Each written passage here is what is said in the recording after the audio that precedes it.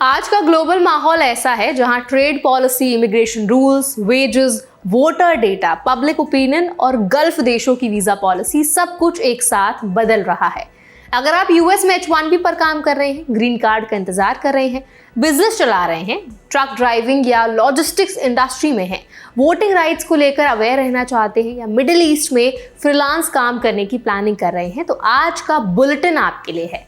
तो आज इस बुलेटिन में हम डिटेल में बात करेंगे डोनाल्ड ट्रंप का नया ग्लोबल टैरिफ प्लान क्या है और high tariffs, no income tax का आइडिया कैसे काम करेगा, डिलाइला लॉ क्या है और इलीगल इमिग्रेंट ड्राइवर्स पर बैन की पुश क्यों हो रही है, यूएस लेबर प्रपोजल से H-1B और ग्रीन कार्ड वेजेस कैसे बढ़ सकते हैं, एक सर्वे में 6 में से 10 अमेरिकन ने क्यों कहा कि ट्रंप इराटिक हो गए हैं, इंडियन अमेरिकन वोटर एटलस क्या है और देसी वोटर्स को इससे क्या फायदा मिलेगा, और आखिर में हम बात करेंगे कुवैत का नया फ्रीलांस वीजा एक्सपेट्रिएट्स के लिए क्या मौका लेकर आ रहा है।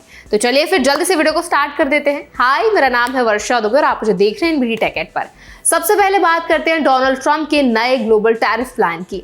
हाल की रिपोर्ट के मुताबिक ट्रंप ने एक नया प्लान सामने रखा है जिसमें हाई टैरिफ्स लगाने और इनकम टैक्स खत्म करने जैसी बात की गई है।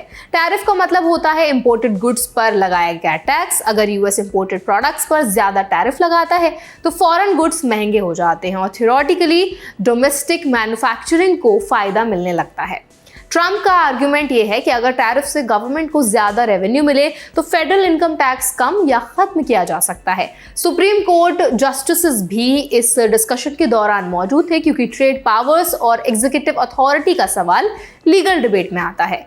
यूएस कॉन्स्टिट्यूशन के तहत कांग्रेस को टैक्सेशन पावर्स दी गई हैं, लेकिन प्रेसिडेंट ट्रेड पॉलिसी में एग्जीक्यूटिव एक्शन ले सकता है। इंडियन कम्युनिटी के लिए इसका क्या मतलब है, उस पर बात करते हैं। अगर टैरिफ्स बढ़ते हैं तो इंपोर्टेड गुड्स महंगे होंगे।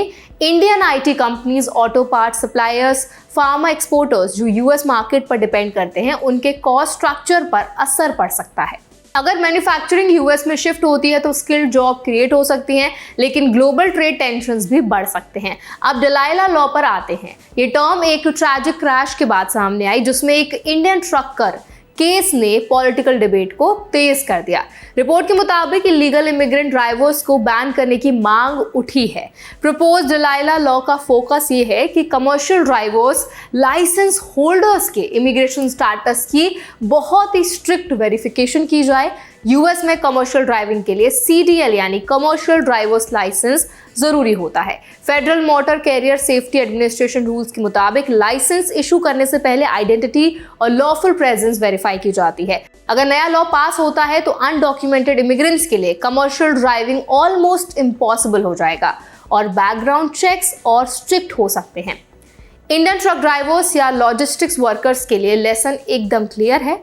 वीजा स्टेटस वैलिड रखना है, एम्प्लॉयमेंट ऑथराइजेशन आपको मेंटेन करना है और स्टेट DMV रूल्स फॉलो करना बेहद जरूरी है।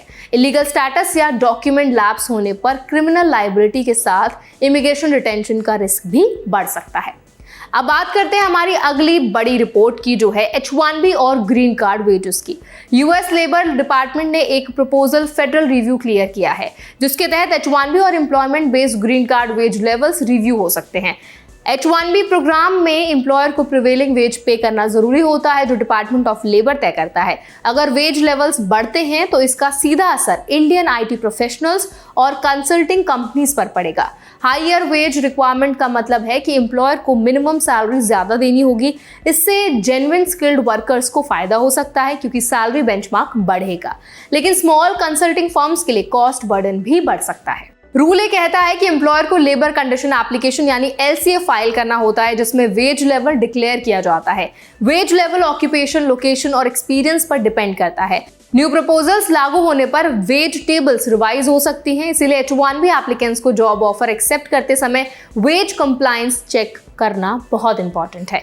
अब पब्लिक ओपिनियन सर्वे की बात कर लेते हैं। एक सर्वे के मुताबिक 6 में से 10 अमेरिकन का मानना है कि ट्रंप इराटिक हो गए हैं और अप्रूवल रेटिंग वीक हुई है। पब्लिक ओपिनियन पॉलिसी डायरेक्शन को इनडायरेक्टली इन्फ्लुएंस करता है।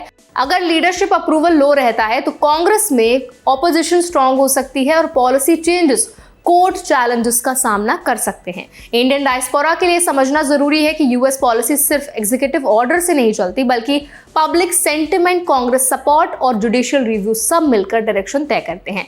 इसीलिए लॉन्ग टर्म इमिग्रेशन प्लानिंग करते समय पॉलिटिकल क्लाइमेट को भी ध्यान में रखना चाहिए।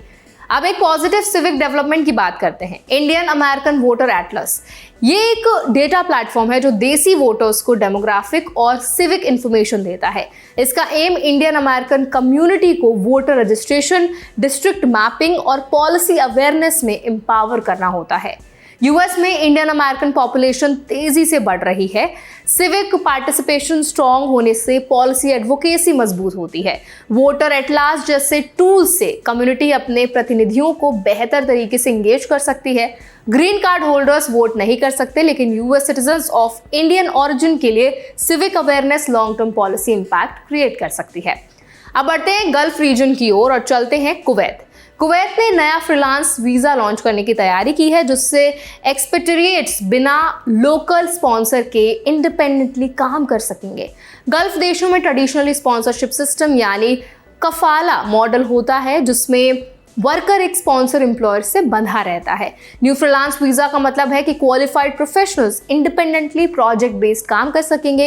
इंडियन प्रोफेशनल्स को मिडिल ईस्ट में consulting, IT services, media, design या टेक्निकल फील्ड्स में काम करना चाहते हैं, उनके लिए एक बड़ा अपॉर्चुनिटी हो सकता है, लेकिन रूल समझना भी जरूरी है। Visa duration, income proof, health insurance और लोकल रेगुलेशंस फॉलो करना मैंडेटरी होगा।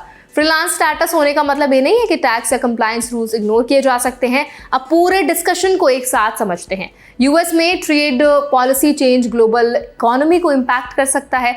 डिलाइला लॉ इमिग्रेशन एनफोर्समेंट को स्ट्रिक्ट बना सकता है। H-1B wage proposal skilled workers की सैलरी स्ट्रक्चर बदल सकता है। पब्लिक ओपिनियन पॉलिटिकल स्टेबिलिटी को इन्फ्लुएंस करता है। Indian American voter Atlas civic empowerment का टूल है। Kuwait freelance visa global mobility का नया रास्ता खोलता है। तो आई होप इस बुलेटिन में आज जितने भी अपडेट्स हमने आपके साथ शेयर किए वो अपडेट्स आपके लिए हेल्पफुल रहे होंगे। चाहे वो अपडेट हो ट्रंप की H-1B पॉलिसीज़ के टुवर्ड्स जो उनकी अभी भी धारणा बनी हुई है, जो नियमों में बदलाव वो करना चाहते हैं, इंडियंस को किस तरह से वो इम्पैक्ट करने वाला है, और चाहे वो हो कुवैत का जो वीज़ा हमने आपके साथ डिस्कस किया है।